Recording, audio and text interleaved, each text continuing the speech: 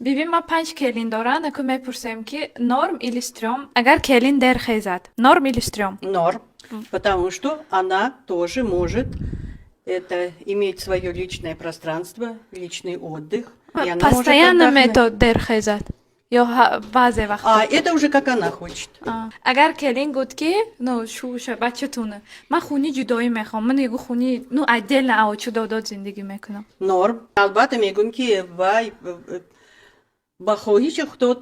агар келин ту кор кунаду нек ҳамо ту дар хуна зиндагӣ мекунед гуфт ки пулои ман кор мекарди фақат бири худа ман, то есть ман дар худам расход мекунам, бири гӯем шумо намебиёред наметиҳад. Шумо чӣ фикр мекунед, ин чи норм ё стрём? Норм. шумо чи норм буд? Норм. келинот шуморо оча мегӯм? Оча мегӯм. гуфт ки оча ман имрӯз монда шудам афқот кунем намебод шумо пазед. шумо норм или стрём буд? Норм. шумо мепазед? Ман ва бири мепазам. шумо чи стрём? Бери ман стрём ҳамине ҳайки ҳурмату эҳтиром накунам. Вақте ки наберои мана, шавҳари мана, фарзандои мана ҳурмату эҳтиром кунад, вай ҳаққу ҳуқуқи гапзанӣ дорад. Ваям инсонай, ваям фикру ақиди худаш дорад. А чӣ ба не?